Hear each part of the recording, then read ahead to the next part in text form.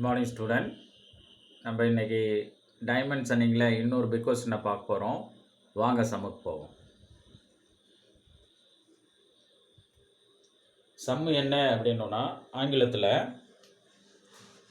Read the dimensioned drawing shown in figure, redraw the figure to the given scale and dimension as per BIS.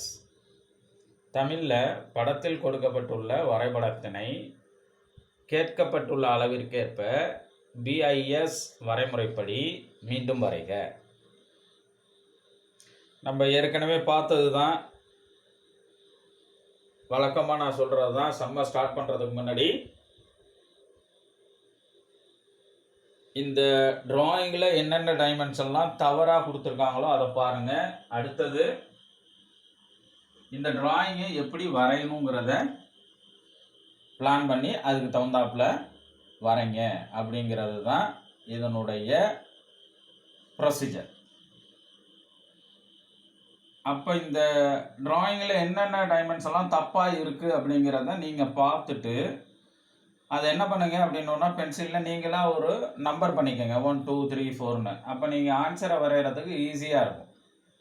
எப்பயுமே ஒரு big question அப்படின்னோன்னா ½ மேலே எடுத்துக்காதீங்க. ½ உள்ளே முடிக்கணும். உங்கள் ஸ்பீடை இம்ப்ரூவ் பண்ணணும். ஸ்பீடு எப்போ இம்ப்ரூவ் ஆகும் அப்படின்னோன்னா நம்ம டிராயிங் எந்த அளவுக்கு வரைஞ்சி ப்ராக்டிஸ் பண்ணுறோமோ அதுக்கு தகுந்தாப்புல தான் உங்களுடைய டிராயிங் ஸ்பீடும் அதனுடைய நேர்த்தி நீட்னஸும் இம்ப்ரூவ் ஆகும். அதை எப்பயும் மனசில் ஞாபகம் வச்சுக்கோங்க. சரி சார், இப்போ இந்த சம்மை பொறுத்த வரைக்கும் நான் என்னென்ன டைமென்ஷன்லாம் இதில் தவறாக இருக்குது அப்படிங்கிறத நான் நோட் பண்ணி வச்சுருக்கேன். என்னென்னங்கிறத பார்ப்போம். அதில் ஃபர்ஸ்ட் ஒன் கண்டினியூஸ் டைமென்ஷன். தொடர்ச்சியாக இருக்குது, ரிப்பீட்டட் கிடையாதுங்க. இது கண்டினியூஸ் டைமென்ஷன். ஓகே, 1 2 3 4ன்னு என்ன பண்ணியிருக்கான், சீரீஸாக நம்ம டைமென்ஷனை கொடுத்துருக்காங்க. அப்போ இப்படி வந்தால் ரூல் என்ன, இந்த 4 டைமென்ஷனில் ஏதாவது ஒரு டைமென்ஷனை இதை லெஃப்ட் சைடு ஆர் ரைட் சைடில் ஒன்றை எடுத்துட்டு இதனுடைய மொத்த டோட்டல் வேல்யூ என்ன பண்ணணும் அப்படின்னோன்னா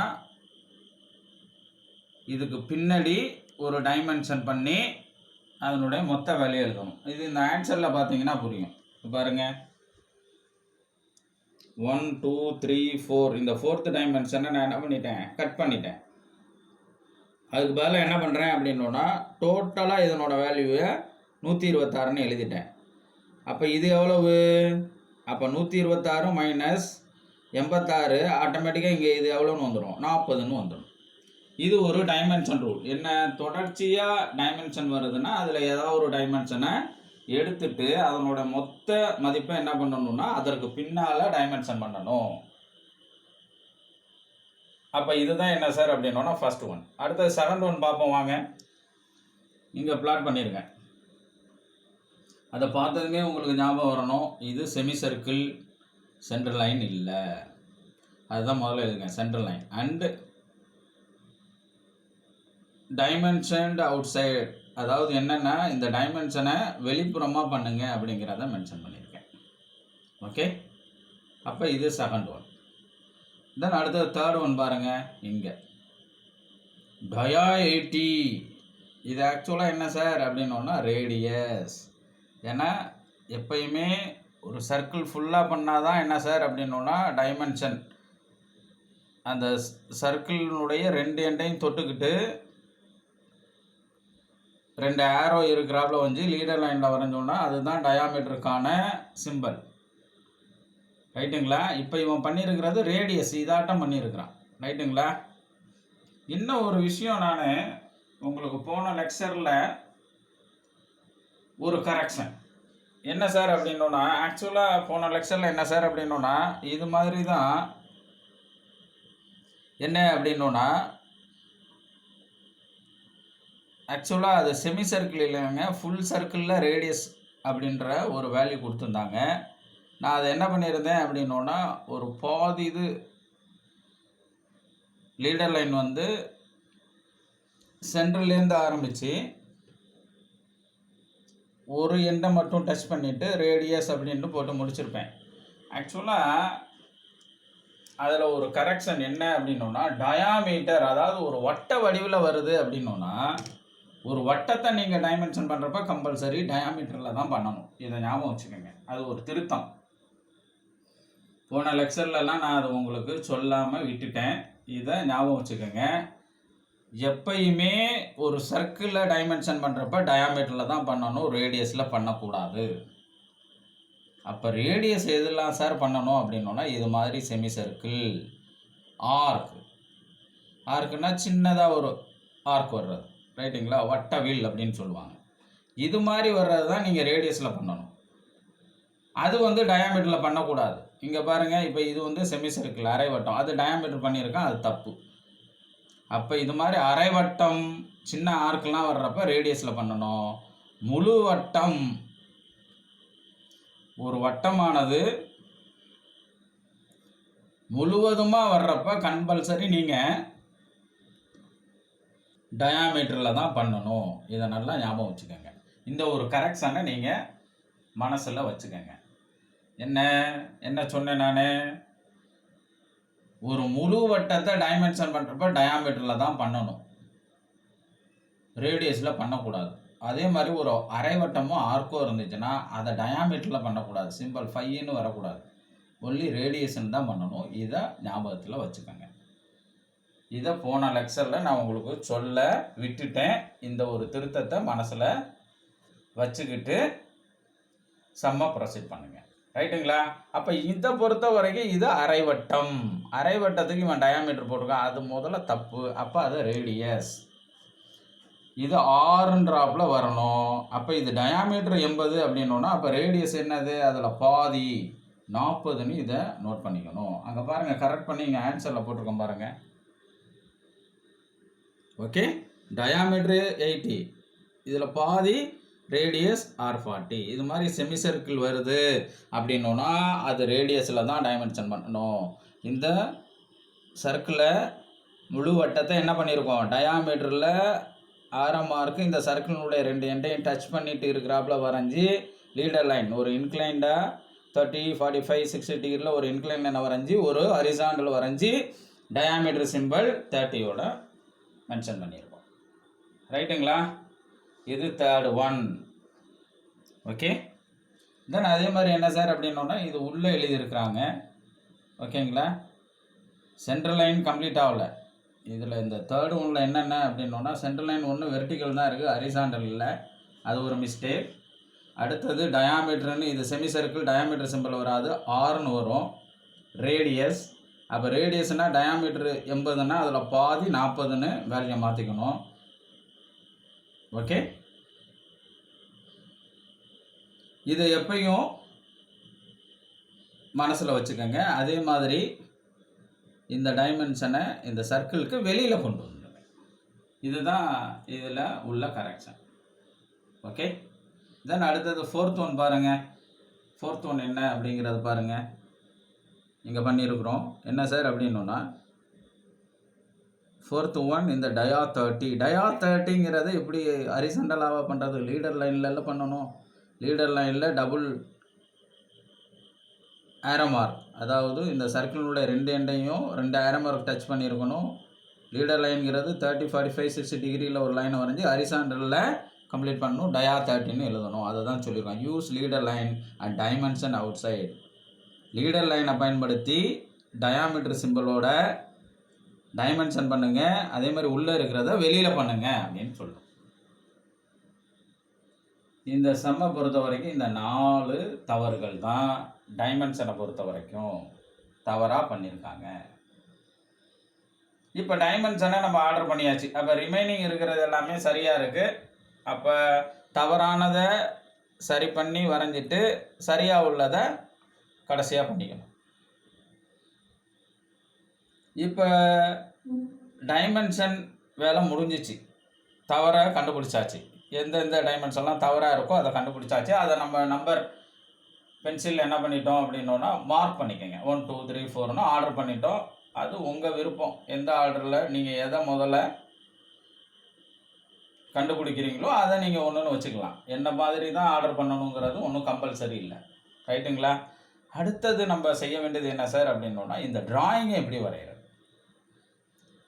அப்போ இந்த டிராயிங்கை எப்பயுமே பார்க்குறப்ப இது தானாங்கிறாப்புல இருக்கும். ஆனால் அதை எப்படி ஆரம்பிக்கும், எப்படி முடிக்கணுங்கிறது ரொம்ப முக்கியம். அப்போ இந்த டிராயிங்கை எப்படி ஆரம்பித்து எப்படி முடிக்கிறோம் அப்படிங்கிறத பார்ப்போம். நான் எப்பயுமே சொல்கிறாப்புல முதல்ல என்ன பண்ணுறோம் அப்படின்னோன்னா, இந்த பவுண்டரியை வரைகிறோம். அடுத்தது உள்ளே இருக்கிற இந்த சர்க்கிளை கம்ப்ளீட் பண்ண போகிறோம். ஓகே, இந்த டேப்பர் அதாவது இந்த இன்க்ளைன்டு இந்த கோணத்தை கூட என்ன பண்ணுறோம் அப்படின்னோன்னா ஃபைனலாக அதாவது கடைசியாக வரைஞ்சிக்குவோம்.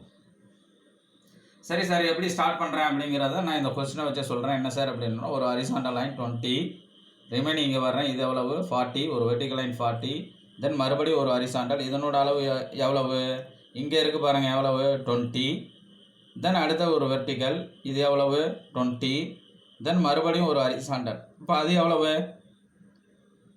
இது 20னா இதுவும் 20 தான், ரைட்டுங்களா. தென் மறுபடியும் ஒரு வெர்டிகல், அப்போ இந்த அளவு எவ்வளோ சார் அப்படின்னோன்னா, இதுலேருந்து இது வரைக்கும் 20 இங்கே இருக்குது. தென் மறுபடியும் இதுலேருந்து இது எவ்வளோ சார் அப்படின்னோன்னா, ஆக்சுவலாக இது வரைக்கும் முடியுது, அதுக்கப்புறம் இந்த கேப் இருக்குது. அப்போ இதுலேருந்து இது வரைக்கும் எவ்வளோ சார் அப்படின்னோன்னா, இது டோட்டலாக இந்த கேப் வந்து 6ன்னு சொல்கிறாங்க. அப்போ இதுலேருந்து இது எவ்வளோ வரும் அப்படின்னோன்னா, 46ல் இந்த 6 போயிடுச்சுன்னா அப்போ ரிமைனிங் எவ்வளோ வரும், 40 வரும், ரைட்டுங்களா. அப்போ இதுலேருந்து இந்த வெர்டிகல் லைன் எவ்வளவு அப்படின்னோன்னா 40, ரைட்டுங்களா. அப்புறம் இருக்கிற இந்த வேல்யூ எவ்வளோ சார் அப்படின்னோன்னா 6 mmங்கிறத ஞாபகம் வச்சுக்கோங்க. ஓகே, தென் அடுத்தது நீங்கள் என்ன பண்ணுங்க அப்படின்னோன்னா, இந்த ஹரிசாண்டல் லைனை வரையணும்.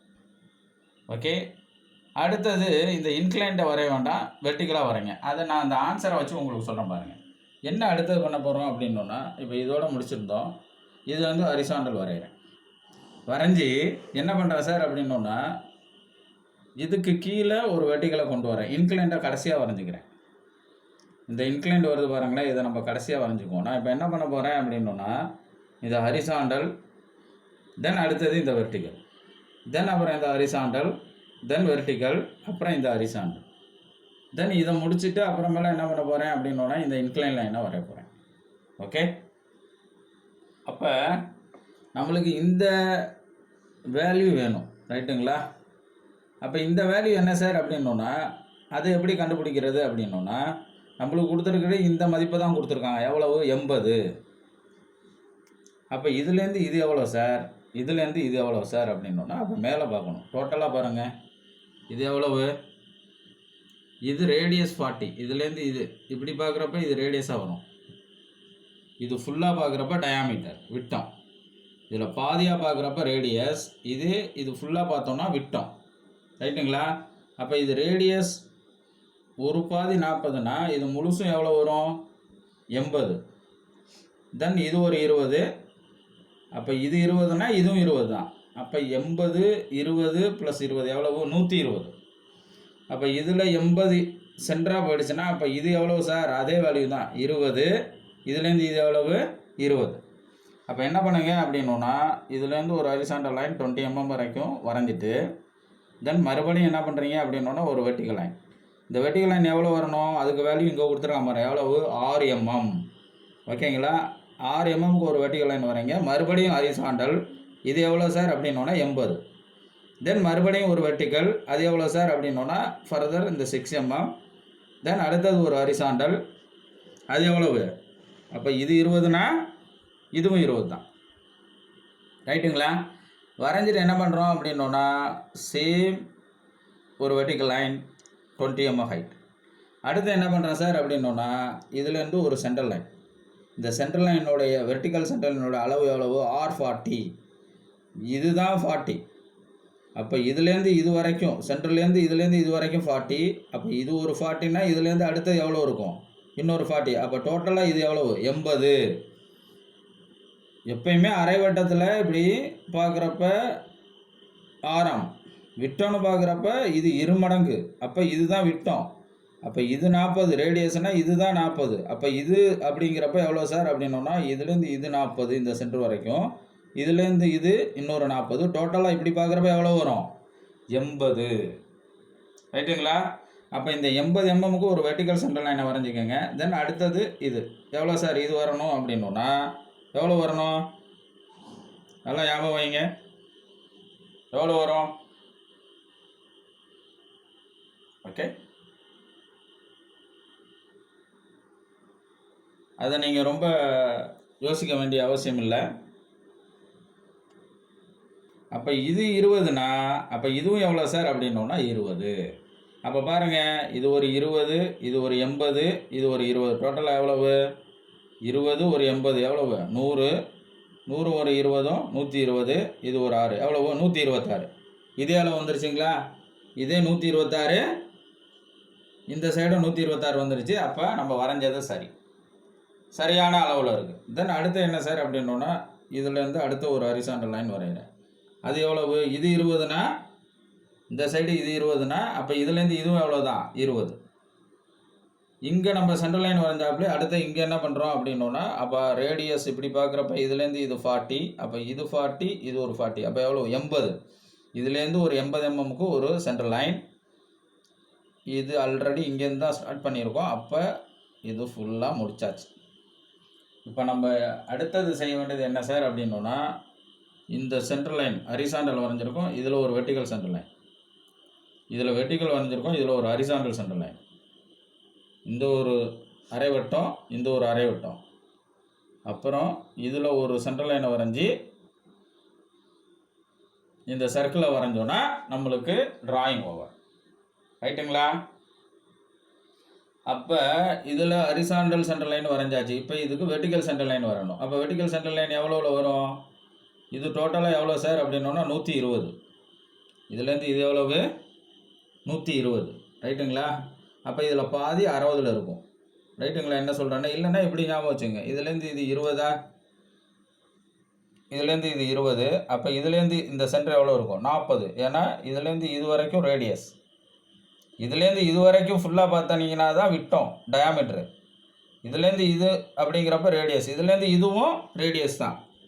கால்வாசி வந்துச்சுன்னா ரேடியஸ், கால்வாசின்னு சொல்கிறதோட அரைவாசி. ரைட்டுங்களா? ஒரு வட்டத்தினுடைய பாதி ஆரம். இப்படி பார்த்தாலும் வட்டத்தினுடைய பாதி ஆரம். ரைட்டுங்களா? இதுலேருந்து இது வரைக்கும் பார்க்குறப்ப இதுலேருந்து இது ஒரு சென்ட்ரு, இதுலேருந்து அனதர் ஒரு சென்ட்ரு, இப்படி பார்க்குறப்ப இது விட்டம். இந்த ஆரத்தை போல் இது இருமடங்கு இருக்கிறதுனால இது விட்டம். ரைட்டுங்களா? என்ன சொல்கிறேன்னு, இது ஃபுல்லாக பார்த்தா விட்டம், இதில் பாதி சென்ட்ரல்லேருந்து ஒரு பாதி அந்த அந்த வட்டத்தில் பார்த்தோன்னா அது வந்து ஆரம்ங்கிறத ஞாபகம் வச்சுக்கோங்க. அப்போ இது 20, இதுலேருந்து இது எவ்வளவு? 40. அப்போ டோட்டலாக இது எவ்வளோ சார் அப்படின்னோன்னா 60ல் சென்டர் இருக்கும், 60ல் சென்டர் இருக்கும். இல்லை அப்படின்னோன்னா என்னோடய பாலிசி இது டோட்டலாக 120. எப்படி சொல்கிறேன்? இது 80, இது 20, இது 20, 120. 120ல் பாதி 60. ரைட்டுங்களா? எப்படி வேணுமோ கண்டுபிடிக்கலாம். அதில் நம்மளுக்கு எது ஈஸியோ அந்த மெத்தடை ஃபாலோ பண்ணணும். ரைட்டுங்களா? நான் ஓவராலில் பாதி எடுத்துக்க சொல்கிறேன். அப்படியும் இதை கண்டுபிடிக்கலாம், இதனோட மதிப்பை, சென்டர் வேல்யூவை கண்டுபிடிக்கலாம். அப்படி இல்லைன்னா இதுலேருந்து இது 20, இதுலேருந்து இது வட்டத்தில் பாதி ஆரம், அப்போ 40 ஆரம். அப்போ இதுலேருந்து இது 40, ஒரு 20 எவ்வளவு? 60ங்கிறத இந்த சென்டரை வச்சு கண்டுபிடிச்சிக்கலாம். ரைட்டுங்களா? அப்போ இதுலேருந்து ஒரு 60 mmக்கு ஒரு பாயிண்ட்டை மார்க் பண்ணுங்கள் ஸ்கேலை யூஸ் பண்ணி, ஒரு வெர்டிக்கல் சென்டர் லைன். அப்போ இந்த ஹரிசாண்டல் வெர்டிக்கல் ரெண்டும் கட் பண்ணுறது தான் நம்மளுக்கு சென்டர் பாயிண்ட். இதை ரேடியஸாக வச்சு என்ன பண்ணுறோன்னா இந்த ஒரு அரை வட்டத்தை வரைகிறோம். ஓகேங்களா? முதல்ல சென்டர் லைனை வரைஞ்சிருவோம். சரி சார், அப்போ இதுலேருந்து இது எவ்வளவு? 80. ரைட்டுங்களா? ஏன்னா இதுலேருந்து இது 40, இதுலேருந்து இது இன்னொரு 40, டோட்டலாக எவ்வளோன்னு பார்த்தோம்? 80. அப்போ இந்த 80ல் 40ல் என்ன இருக்கும்? சென்டர் லைன் இருக்கும். இங்கே என்ன பார்த்தோமோ இதில் என்ன பார்த்தோமோ அதே மாதிரி தான் இது. இதுலேருந்து இது 20, இதுலேருந்து இது ஒரு பாதி ஆரம் 40. அப்போ 40, 20, 60. அப்படி இல்லைன்னா இதனுடைய வேல்யூ எவ்வளோ சார் அப்படின்னோன்னா 80. இந்த சென்ட்ரல் லைனோட வேல்யூ 80ல் பாதி இதில் 40ல் இருக்கும். இங்கேருந்து பார்க்குறப்ப இது ஒரு 20, இது ஒரு 40, டோட்டலாக 60ல் இருக்கும் சென்டர். இதில் வச்சு என்ன பண்ணுறோம் அப்படின்னோன்னா ஒரு ஹரிசாண்டல் சென்ட்ரல் லைனை வரைஞ்சிடும். ரைட்டுங்களா? இப்போ இந்த வெர்டிக்கல் சென்டர் லைனும் ஹரிசாண்டல் சென்டர் லைனும் கட் பண்ணுற பாயிண்ட்டு நம்மளுக்கு என்ன கிடச்சிரும்? சென்டர் கிடச்சிரும், சென்டர் பாயிண்ட் கிடச்சிரும். இந்த சென்டர் பாயிண்ட்டை வச்சு தான் நம்ம என்ன பண்ணணும், இந்த சர்க்கிளை வரையணும். தென் அடுத்தது இந்த சர்க்கிள் முழு வட்டம் வரைகிறதுக்கான சர்க்கிளோட சென்டர் வேணும். அப்போ நான் என்ன பண்ணுறேன் சார் அப்படின்னோன்னா இதனோட சென்டர் கண்டுபிடிக்கிறேன். அப்போ இதனோட சென்டரு இந்த வெர்டிகலுக்கு சென்டர் என்னென்னா இந்த வெர்டிகல் என்ன அளவோ அதே தான் இது. அப்போ நீங்கள் என்ன பண்ணலாம், இந்த வெர்டிகல் சென்டர் லைன் இதுக்கு வரைகிறப்பயே இந்த சர்க்கிளுக்கு வரைகிற வெர்டிகல் சென்டர் லைனை வரைகிறப்ப இதுக்கும் கொஞ்சம் எக்ஸ்டெண்ட் பண்ணிக்கங்க. எக்ஸ்டெண்ட் பண்ணி இந்த அளவு எது 60 இருக்குது இந்த சென்டர், இதுலேருந்து இது 60 இருக்குது. இதே 60 வச்சு இங்கே ஒரு வெர்டிகல் சென்டர் லைனை இந்த சர்க்கிளுக்கு வரைஞ்சிக்கோங்க. இது எவ்வளோ சார், ஹரிசாண்டல் சென்டர் லைன் எவ்வளோ இருக்கணும், இங்கேருந்து பாருங்கள் 46 கொடுத்துருக்காங்களா. அப்போ இதுலேருந்து ஒரு 46 mmக்கு ஒரு பாயிண்ட்டை வைங்க. தென் இதுலேருந்து ஒரு ஹரிசாண்டல் சென்டர் லைன். இப்போ இந்த ஹரிசாண்டலும் வெர்டிகலும் கட் பண்ணுற பாயிண்ட் தான் நம்மளுக்கு வேண்டிய சென்டர் பாயிண்ட். அந்த சென்டர் பாயிண்ட்டை வச்சு இந்த சர்க்கிளை நம்ம என்ன பண்ணிக்கணும், வரைஞ்சிக்கணும். அதனுடைய டயாமீட்டர் எவ்வளவு, 30 mm. இப்போ 3 சர்க்கிளுக்குமே என்ன பண்ணியாச்சு அப்படின்னோன்னா சென்டர் லைனை கண்டுபிடிச்சாச்சு. அப்போ அந்த சென்டர் லைனை கண்டுபிடிச்ச சென்டர் லைன்லேருந்து என்ன பண்ணணும் சார் அப்படின்னா அந்த வட்டத்தை வரையணும்.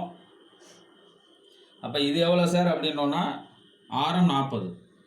ஆரம் 40னா காம்பஸில் எவ்வளோ எடுக்கணும், ஆரம்னா அதே அளவு, விட்டம்னா தான் அதில் பாதி எடுக்கணும். அப்போ ஆர் அப்படின்னோன்னா ஆரம் 40, விட்டம்னா 5ன்ற சிம்பிளில் இருக்கும். 5ன்ற சிம்பிள் எது, இங்கே பாருங்கள், இதுதான் ஒரு 0 போட்டு ஒரு கிராஸில் அடிக்கிறாப்புல இருக்கும், அதுதான் 5. ரைட்டுங்களா. இதுதான் விட்டத்துக்கான சிம்பிள். ரைட்டுங்களா. இது ஆறுன்னு போட்டோன்னா ரேடியஸ். ஓகேங்களா. விட்டம்னு இருந்துச்சுன்னா சர்க்கிள் வரைகிறப்ப அதில் பாதி எடுத்துக்கணும். ஆரம்னு இருந்துச்சுன்னா காம்பஸில் அதே அளவு எடுத்துக்கணும். அதே அளவுனா எவ்வளவு, இங்கே ஆரம் 40னா 40 mm அப்படியே காம்பஸில் எடுங்க. இதே இங்கே 5ன்ற சிம்பிள் விட்டத்துக்கான சிம்பிள் இருந்து 40ன்னு இருந்துச்சுன்னா அதில் பாதி எடுத்துக்கணும். இதை ஞாபகம் வச்சுக்கோங்க, மறந்துடாதீங்க. சரி சார். இப்போ இங்கே 40, அப்போ 40 mm நான் என்ன பண்ணுறேன் அப்படின்னோன்னா காம்பஸில் ஸ்கேலை யூஸ் பண்ணி எடுத்துக்கிறேன். எடுத்துகிட்டு என்ன பண்ணுறேன் சார் அப்படின்னோன்னா சென்டர் எது எனக்கு, இதை சென்டராக வச்சுக்கிறேன். வச்சுட்டு என்ன பண்ணுறேன் சார் அப்படின்னோன்னா சர்க்கிளை இங்கே ஸ்டார்ட் பண்ணி என்ன பண்ணுறோம் சார் அப்படின்னோன்னா இப்படியே வரையணும். ஆக்சுவலாக இது சென்டர்.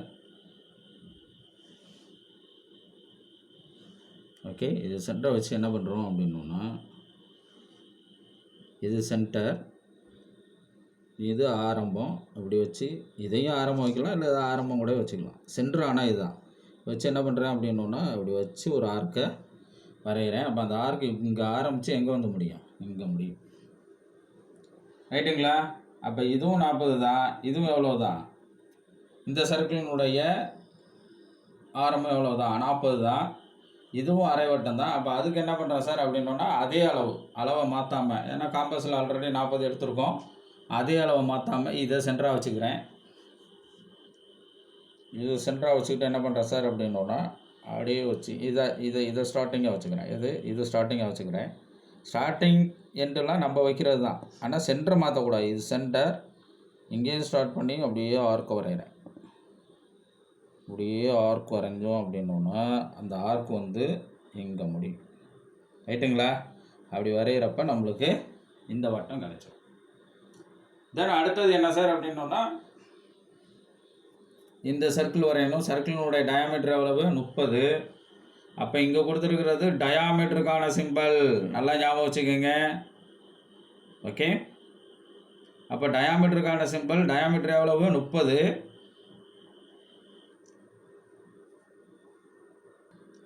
டயாமீட்டர் 30, சிம்பிளை ஞாபகம் வச்சுக்கோங்க. 5 இந்த சிம்பிள், இது விட்டத்துக்கான ஆங்கிலத்தில் டயாமீட்டருக்கான சிம்பிள். அப்போ டயாமீட்டர் எவ்வளோ சார், விட்டம் எவ்வளவு, 30. அப்போ இந்த விட்டம் 30 அப்படின்னோன்னா நம்ம இந்த விட்டம் 30 mm வரையணும் அப்படின்னோன்னா காம்பஸில் எவ்வளோ எடுத்துக்கணும், இதில் பாதி எடுத்துக்கணும், 15 எடுத்துக்கணும். நல்லா ஞாபகம் வச்சுக்கோங்க. ஆரம்னா தான் அதே அளவு, ஆறுன்னு போட்டிருந்துச்சுன்னா 40னா அதே அளவு, ஆர் மீன்ஸ் ஆரம். ஆரம்னா அதே அளவை காம்பஸில் எடுத்துக்கணும். இது மாதிரி டயாமீட்டர்னு வந்துச்சுன்னா அதில் பாதி 30, 30ல் பாதி 15. 15 mm நான் என்ன பண்ணுறேன், காம்பஸில் எடுத்துக்கிறேன். எடுத்துக்கிட்டு என்ன பண்ணுறேன் சார் அப்படின்னோன்னா ஸ்கேலை யூஸ் பண்ணி காம்பஸில் எடுத்துக்கிட்டு இது சென்டராக வச்சுக்கிறேன். நல்லா ஞாபகம் வைங்க. இது சென்டர் பாருங்கள், இது சென்டர். இதை சென்டராக வச்சுக்கிறேன். வச்சுட்டு என்ன பண்ணுறேன் சார் அப்படின்னோன்னா இதே மாதிரி ஒரு சர்க்கிள் வரேன். ஓகே. அப்போ அந்த சர்க்கிள் இப்படி போட்டு கம்ப்ளீட் பண்ணுறேன். அப்போ நம்மளுக்கு இந்த சர்க்கிள் கிடச்சிடும். இன்கேஸ் இந்த 15 எம்எம்ங்கிறது சின்னதாக இருந்துச்சுன்னா ப்ரோ சர்க்கிளில் 30 எம்எம் வரைக்கும் நம்ம வரைய முடியும். அப்போ ப்ரோ சர்க்கிளில் இருக்கக்கூடியது டயாமீட்டருடைய அளவு தான் இருக்கும். இது மாதிரி டயாமீட்டர் சிம்பிள் தான் இருக்கும். ரைட்டுங்களா? அப்போ டயா 30 அந்த சர்க்கிள் எடுத்துக்கோங்க ப்ரோ சர்க்கிளை யூஸ் பண்ணி. ஓகே, அப்போ அந்த ப்ரோ சர்க்கிளில் 4 கோடு ஹரிசாண்டல் வெர்டிக்கலில், ஹரிசாண்டலில் 2 கோடு இருக்கும், வெர்டிக்கலில் 2 கோடு இருக்கும். ரைட்டுங்களா? அப்போ அந்த ஹரிசாண்டல் கோடு இதில் செட் ஆகிறாப்பில் வச்சுக்கோங்க. இந்த ஹரிசாண்டல் சென்டர்னால ஹரிசாண்டல் கோடு செட் ஆகிறாப்லையும் கோயின்சைட் ஆகிறாப்லையும் வெர்டிக்கல் ஆட்டோமேட்டிக்காக செட் ஆகிடும். ஏதாவது ஒன்றை செட் பண்ணணும். ஹரிசாண்டல் 2 கோடும் இந்த ஹரிசாண்டல் சென்டர் லைனோட கோயின்சைட் ஆகிறாப்பில் வச்சு இந்த சர்க்கிள் டயாமீட்டர் 30 இந்த இருக்குது பாருங்கள், டயா 30 சிம்பிள் இருக்குது பாருங்கள், டயா 30 513 இருக்குது பாருங்கள். இதை செலக்ட் பண்ணி சர்க்கிளை வரைங்க. செலக்ட் பண்ணுறப்ப என்ன அளவோ அந்த அளவுகோலை தான் இங்கே நீங்கள் என்ன பண்ணணும், செலக்ட் பண்ணணும். இது டயா 30. அப்போ இங்கே நீங்கள் செலக்ட் பண்ணுற ஹோலும் எதை தான் எடுத்துக்கணும், டயா 30 தான் எடுத்துக்கணும். ரைட்டுங்களா? 30 எம்எம் வரைக்கும் நீங்கள் என்ன பண்ணலாம் சார் அப்படின்னா, நம்ம ப்ரோ சர்க்கிளை யூஸ் பண்ணி தேவையான